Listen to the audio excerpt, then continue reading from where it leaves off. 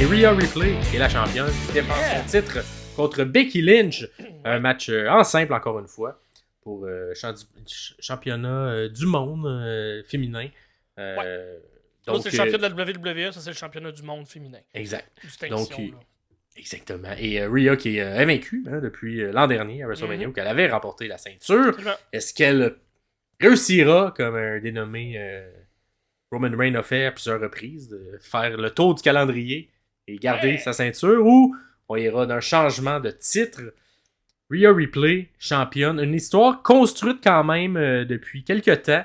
On a déjà commencé à semer quelques graines, même avant Royal Rumble, où on sentait Becky qui, justement, ça faisait un petit peu, avec le recul, un petit spoiler avec elle qui gagne le Royal Rumble.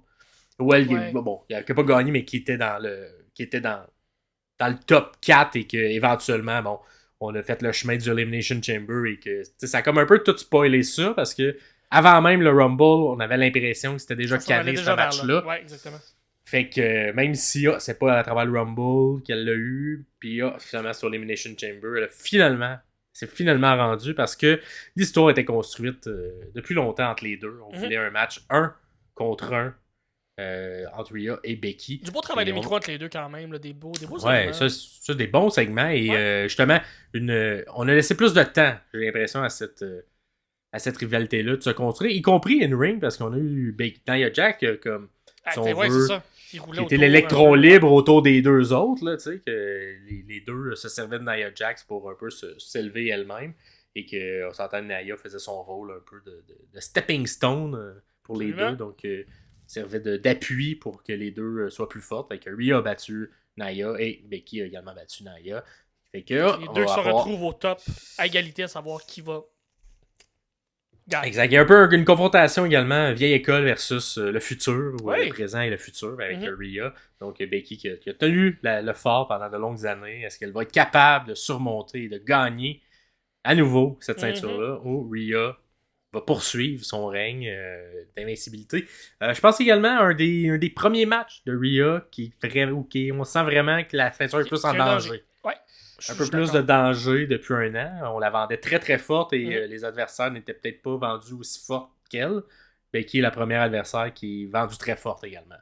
Donc à voir, ça s'en va vers où. Qui as-tu de ton côté comme gagnante? Bon, ça je trouve ça difficile. Parce qu'il y a beaucoup d'éléments là-dedans qui peuvent venir jouer. Est-ce que Charlotte pourrait revenir à ce moment-là et venir coûter la victoire à quelqu'un? Je sais pas. Est-ce qu'une Charlotte... On s'entend, Charlotte, elle a eu des rivalités avec les deux, là. Exactement. Elle gravite autour de Rhea depuis que Rhea est à la WWE. On a eu beaucoup d'échanges, et Becky et Charlotte également. Fait pour aller d'un côté comme de l'autre, ça allait intervenir. Est-ce que Charlotte pourrait même, parce que la WWE fait ça de temps en temps, le soir même, rajouter quelqu'un dans le match, donc les deux entrées, et là... on entend la chanson de Charlotte, puis elle se rajoute là dans le match. Peut-être.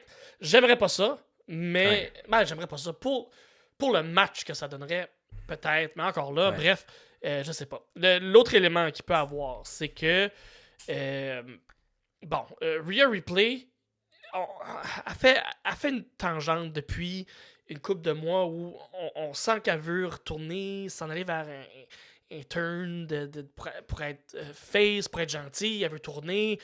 Becky Lynch, est-ce qu'elle a besoin d'un titre présentement? Est-ce que si Rhea garde le titre, concrétise ce turn-là, surtout si le Judgment Day perd tous ses titres, est-ce qu'elle va complètement se dissocier et on va être capable de l'apprécier à sa juste valeur? Est-ce que Becky Lynch... est-ce qu'elle a besoin d'un titre présentement? Moi, je pense pas... je pense pas que là, elle a besoin d'un titre. Je pense pas que Becky Lynch elle a déjà un aura, elle a déjà tout ce qu'il faut pour être capable, pour rester active, pour rester, je veux dire, relevant, mais pour rester...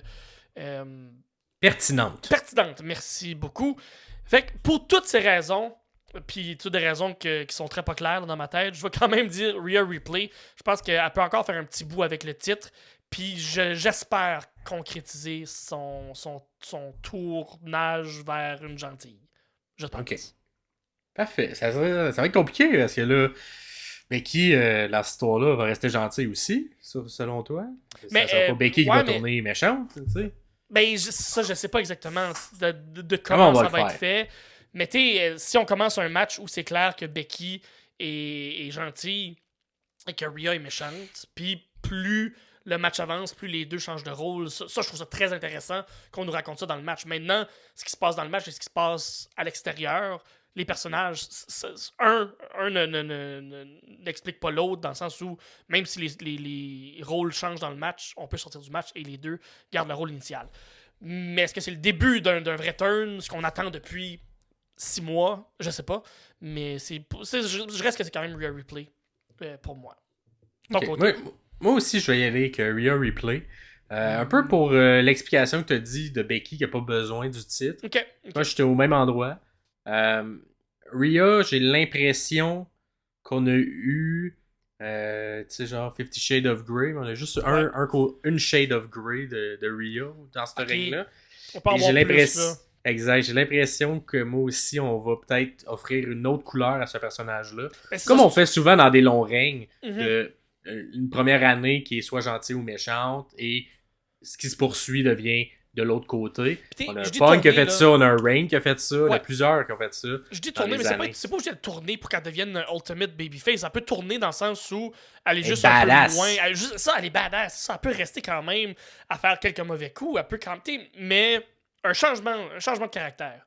Un changement de façon de faire. Fait que moi, je vais y aller avec Rhea, moi, parce que je crois que on n'a pas encore tiré tout ce jus-là qu'on est possible d'avoir. Et je souhaite et j'aimerais que ce soit qu'on ait une rivalité Bianca Belair Rhea Ripley. Ah oui! Éventuellement, peut-être ce sera à SummerSlam, peut-être ce sera plus tard, mais j'ai l'impression que c'est ce qui manque à Rhea dans son parcours de championne.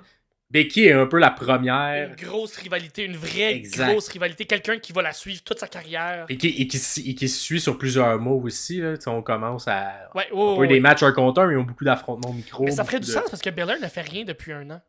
Exact. Fait que, peut-être, ça serait plus logique d'avoir peut-être Bianca Belair enlever la ceinture à Rhea et de construire ça sur 2-3 mois peut-être. 2-3 matchs de pay-per-view qui se finissent et construirait le tout. Fait que moi, je vais y rester avec Rhea pour un peu cette raison-là, pour ce booking-là, mais évidemment, ça pourrait aller des deux côtés.